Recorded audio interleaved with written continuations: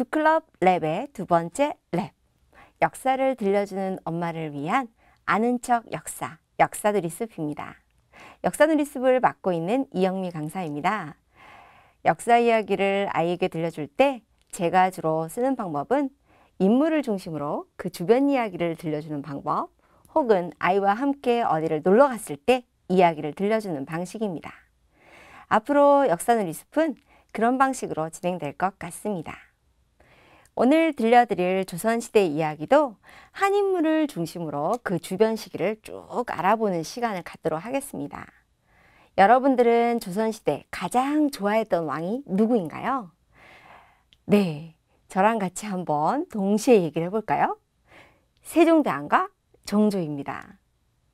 저도 마침 수원에 살게 되어서 그런지 그 두 임금 중에서 특히 이 임금님, 맞습니다. 정조 임금을 더욱 좋아하고 존경하게 되었습니다. 그래서 역사누리 숲 첫 번째 시간을 정조 이야기로 선택하게 되었습니다. 자, 정조하면 수원 화성을 빼고 이야기 드릴 수는 없죠. 수원에 이사와서 살아온 지가 한 7년 정도 되어 가는데요.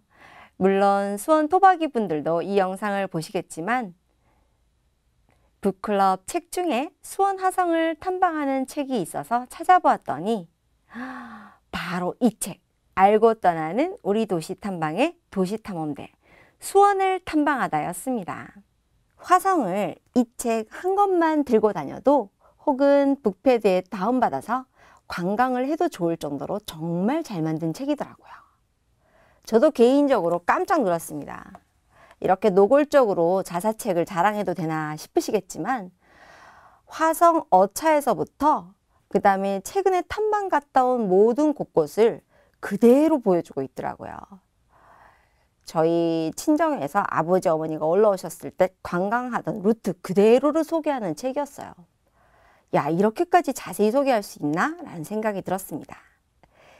자, 그럼 다시 정조 이야기로 돌아가 볼까요? 정조는 여러분들이 잘 아시다시피 아버지 사도세자에 대한 효심이 깊은 아들이었습니다.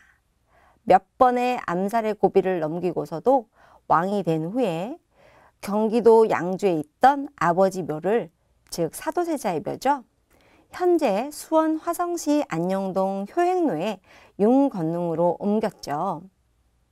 바로 융릉인데요. 묘에 제를 올릴 때마다 신하들이 모두 서 있는 앞에서 그렇게 통곡을 했다고 합니다. 이 신하들이 어떤 신하들인지 어머님들 잘 아실 거예요. 바로 사도세자를 뒤주에 죽게 만들었던 신하들이었죠. 그런데 신하들 보는 앞에서 정말 여러 번 울 정도로 효심이 가득했던 아들이었다고 하네요. 후에 정조도 아버지 사도세자와 함께 묘를 쓰기를 원해서 건릉을 만들어서 융릉에서 멀지 않은 곳에 함께 묻혀져 있습니다.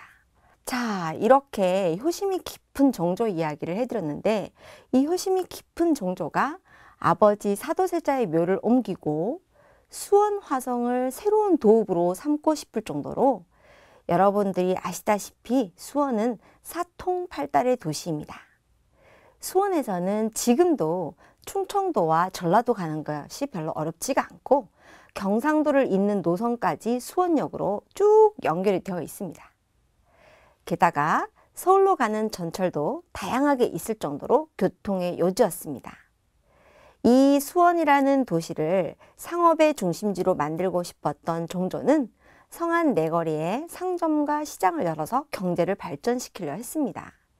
그래서 화성 횡궁 중심에 5개의 문, 저도 잘 수원을 모르긴 하지만 그래도 가장 유명한 문들 아는데요. 화서문, 장안문, 서안문, 팔달문, 창룡문을 중심으로 현재도 수원에 가장 큰 시장들이 형성되어 있고 이 시장들 안에 여러 가지 맛집들이 현재도 생생정보통이나 여러 가지 7시 방송 프로그램을 통해서 많이 나가고 있지요. 자, 그런 내용들까지도 모두 포함하고 있는 책이 아까 우리 도시탐방에 있던 책이었고요. 자, 이번에는 정조대왕의 수원 화성으로의 행복한 행차 이야기를 한번 들려드릴까요? 수원 화성을 건축할 때 걸린 시간은 2년 9개월. 실제로 아이와 함께 수원 화성을 쭉 돌아봤는데 5개의 5대문을 걸쳐서 축조된 여러 성들을 돌아보면서 봤더니 우와, 이게 진짜 2년 9개월 만에 지은 거야? 라고 생각이 들었습니다. 거중기나 여러 가지 건축을 할 때 도와줄 수 있는 기기들을 활용해서 무거운 돌도 쉽게 이동하면서 쌓은 성이라고는 하지만 어떻게 이렇게 빠르게 지을 수 있었을까? 그 당시 조선시대에는 대부분의 건축을 할 때 절대 백성들에게 품삯을 주지 않았다고 하죠. 그런데 정조대왕은 이 수원 화성을 지을 때는 백성들에게 품삯도 주었다고 합니다. 자, 어찌됐든 그런 백성들의 마음까지 모두 함께 소통이 돼서 잘 지을 수 있었던 것 같은데요. 거중기를 이야기하다 보면 가장 유명한 분, 즉 정약용에 대해서 이야기를 하게 됩니다. 거중기를 개발한 정약용은 수원 화성을 설계하고 건축을 했는데요. 정조는 그야말로 정약용에게 책을 한 권 던져주면서 이걸 읽고 여러 가지를 참고해서 기기나 도구를 만들라고 했다고 하죠. 바로 그 책이 중국의 기기도설이라는 책입니다. 정조는 공사하는 동안에 모든 것을 기록으로 남기게 할 정도로 꼼꼼한 임금이었다고 합니다. 화성 성역의궤라는 책이 남아있는데 바로 이 책에 꼼꼼히 정조가 기록을 남기라고 했던 것 때문에 바로 일제시대 때도 그리고 6.25 이후에도 망가진 이 성곽들을 본래 모습을 찾아가면서 건축을 다시 할 수 있었다고 합니다. 자, 또 한 가지 중요한 정조의 기록은 바로 화성 행궁 행차 시에 모든 과정을 그림으로 남기게 하였는데요. 이것을 화성 행행도라고 합니다. 그런데 이 화성으로 행차하는 하루하루 8일 동안의 화성에서의 여정을 모두 기록한 그 그림, 그 여정을 북클럽의 책으로도 만나볼 수 있습니다. 바로 이 책, 탐험 캡슐 우리 역사의 임금님의 행복한 행차입니다.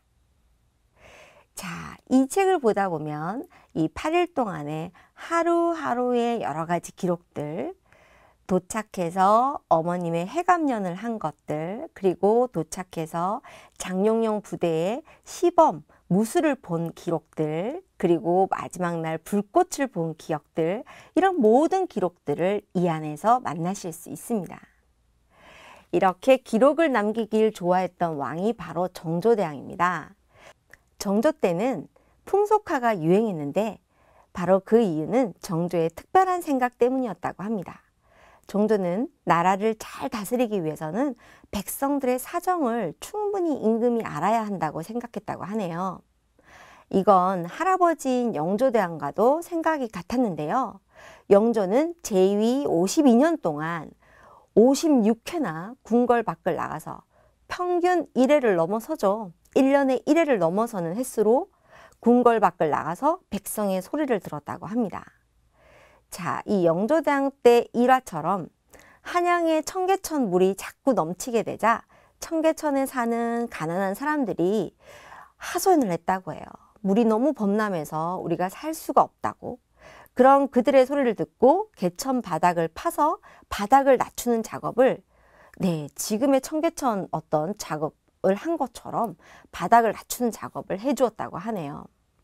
이렇게 백성의 소리를 많이 들었던 할아버지인 영조대왕의 뜻을 받들어서 정조는 더욱더 적극적으로 백성의 생각을 들었는데요. 사도세자의 묘를 참배가는 화성 행차 시에 상언, 즉 길에 서서 백성이 임금에게 하소연한 글을 듣는 것, 혹은 억울함을 알리는 격쟁, 징소리나 깽가리를 울려서 백성이 하소연하는 사연을 그대로 길에서 듣는 이런 것들을 시행을 했다고 합니다. 이러한 백성의 생각을 듣고 백성의 사정을 충분히 알고 싶다는 정조대왕의 특별한 생각 때문에 조선의 르네상스를 만들었던 정조시대의 2탄 이야기를 다음 시간에 좀 더 알아보도록 하겠습니다.